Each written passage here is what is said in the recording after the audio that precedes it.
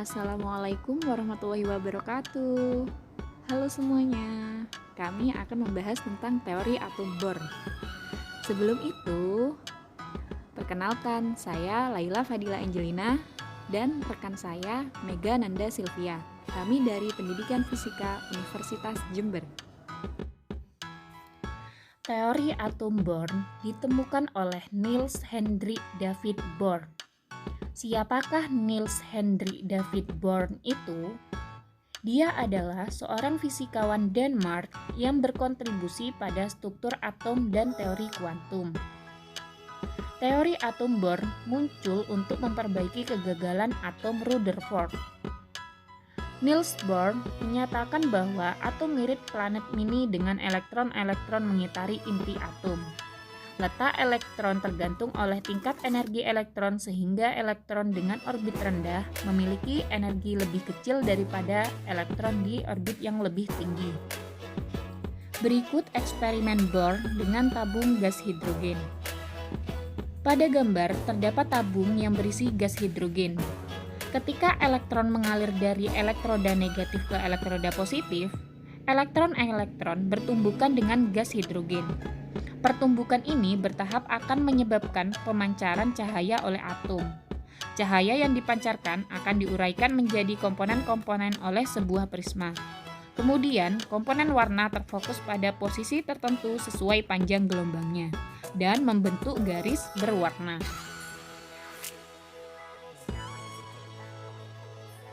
Dari eksperimen Niels Bohr dapat disimpulkan bahwa teori atom Rutherford memiliki kesalahan, yaitu inti atom seharusnya diitari oleh elektron-elektron dengan orbit-orbit tertentu.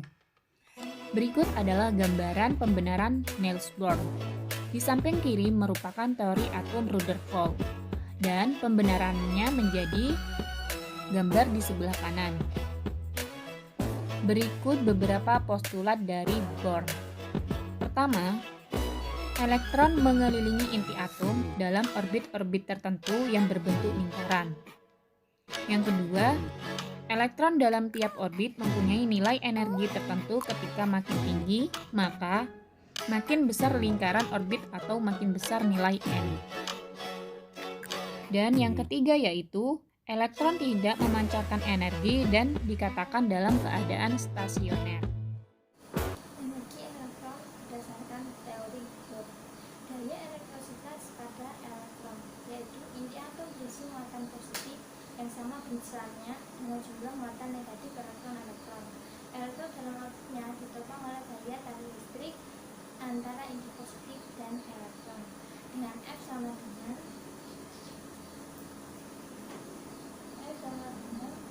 kita E kuadrat per L kuadrat sama dengan M kuadrat per L.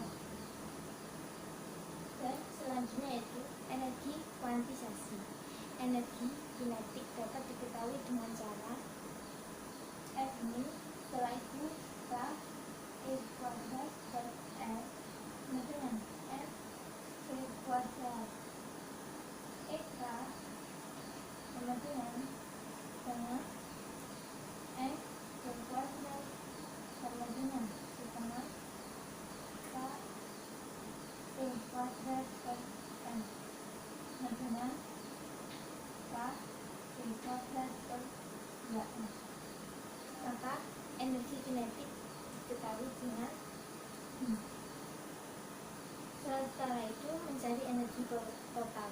Energi total yaitu dengan energi kinetik ditambah dengan energi potensial, yaitu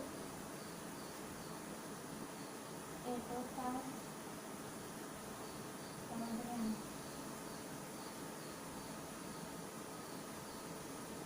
total tambah EB sama dengan setengah mv kuadrat plus min K E kuadrat per M sama dengan K E kuadrat per 2M min M E kuadrat per M sama dengan K E kuadrat per 2M min 2 K E kuadrat per 2M sama dengan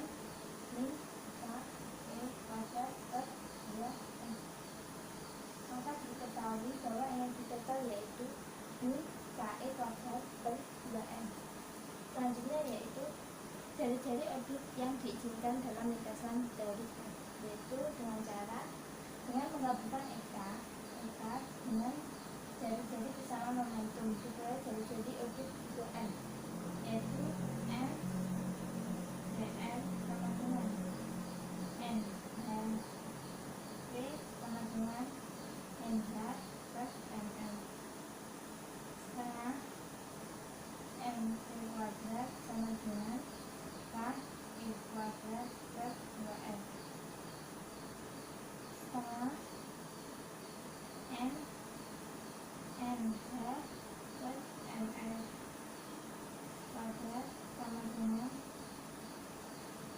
K I kuadrat plus 2S, sama N kuadrat L kuadrat plus N L kuadrat sama dengan K I kuadrat plus 2S, N sama dengan N kuadrat L kuadrat plus N K I kuadrat. Maka ciri-ciri orbit yang diizinkan yaitu Rn sama dengan L kuadrat L kuadrat plus MKE kuadrat. Selanjutnya yaitu orbit terendah dalam teori atom Bohr. Radius yang diizinkan dalam teori Bohr yaitu Rn sama dengan N kuadrat A0 1 2 dan 3. Ini adalah orbit yang diizinkan dalam teori Bohr. Ada tingkat-tingkat energi yang diizinkan, yaitu dengan menggabungkan En dengan E, yaitu En sama dengan U K E kuadrat per 2 Rn sama dengan U K E kuadrat per 2 N kuadrat A6 sama dengan U 13,6 per N kuadrat elektron volt dengan N sama dengan 1, 2, dan 3.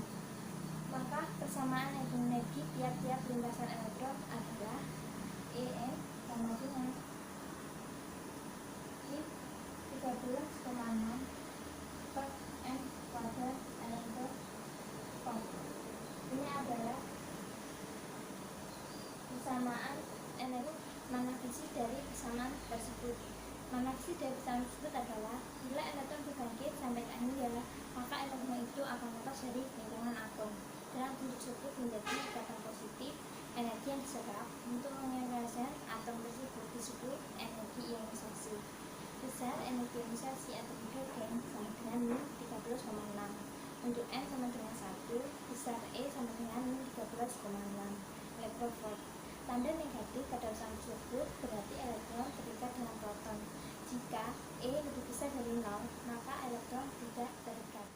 Kelebihan dan kekurangan dari teori atom Bohr, yaitu terletak pada kemampuannya untuk meramalkan garis-garis dalam spektrum atom, dan penemuannya adalah sekumpulan garis halus, terutama jika atom-atom yang tereksitasi terletak pada medan magnet.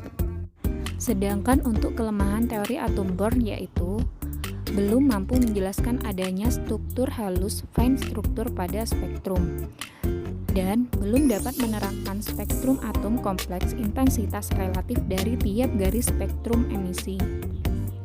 Setelah kita membahas teori atom Bohr, dapat disimpulkan, teori atom Bohr menyatakan bahwa elektron harus mengorbit di sekitar inti, seperti planet mengorbit matahari. Model atom Bohr disebut sebagai langkah maju. Elektron dapat berpindah dari satu orbit ke orbit lain dengan cara lompatan kuantum. Dan nilai teori Bohr tidaklah pada prediksi yang dapat dihasilkan, tetapi pada pengertian dan hukumnya. Setelah kita belajar tentang teori atom Bohr, selanjutnya kita akan latihan soal. Di sini telah tersedia soal di mana tentukan panjang gelombang foton yang teremisi ketika sebuah atom hidrogen mengalami transisi dari kulit kedua ke kulit kelima. Dari soal, kita disuruh mencari panjang gelombang, yaitu dilambangkan oleh lambda. Untuk lambda sendiri, kita dapat mengetahui dengan rumus dari panjang gelombang elektromagnetik, yaitu 1 per lambda sama dengan F 1 per NA tambah 2 min Untuk R sendiri merupakan konstanta dari Rayburn yang bernilai, kita tulis ya,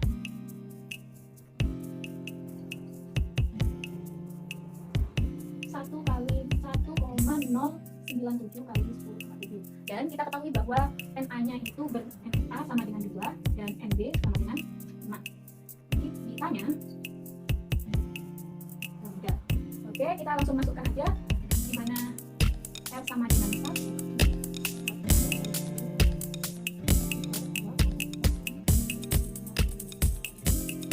Langsung saja dari sini 90 kali 10.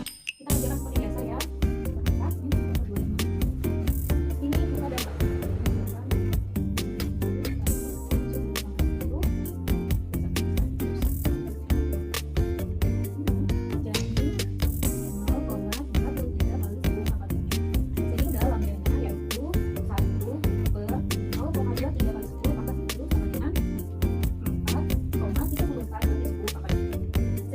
soal ini panjang lubang proton sebesar 4,34 kali 10 pangkat